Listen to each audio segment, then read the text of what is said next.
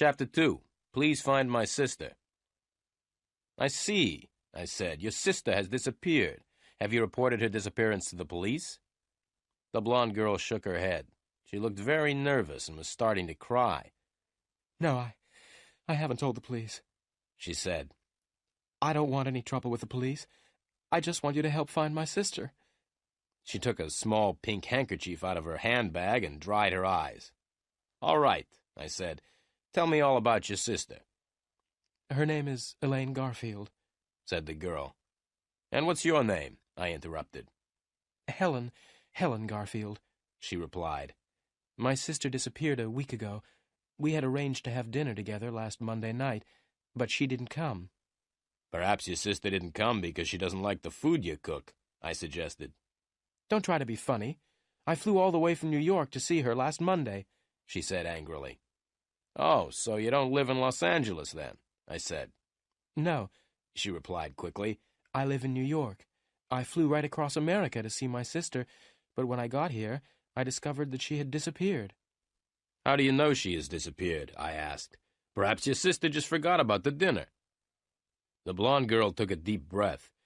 Look, she said, let me finish my story. If you don't stop asking questions, I'll find myself another detective. Right, I said. I'm listening. I waited for my sister last Monday evening in my hotel, said the girl, but she didn't come. I telephoned her, but there was no answer, so the next morning I went to the office where she worked. At her office, they said that she had been to work the day before, on the Monday.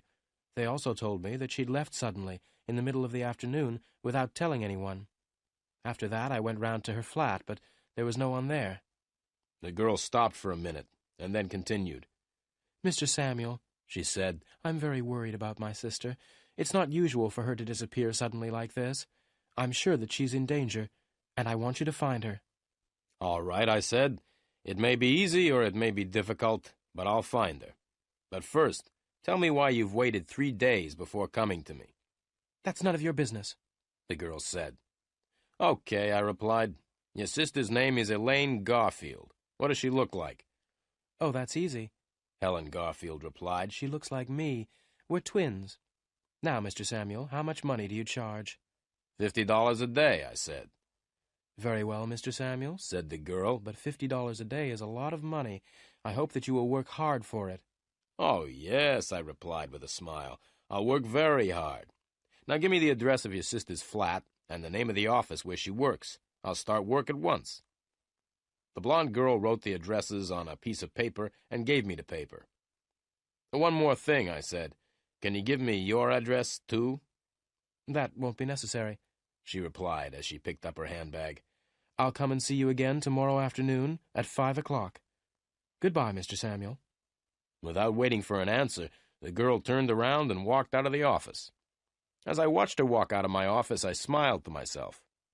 This is better than cleaning my nails, I thought. Then I began my work.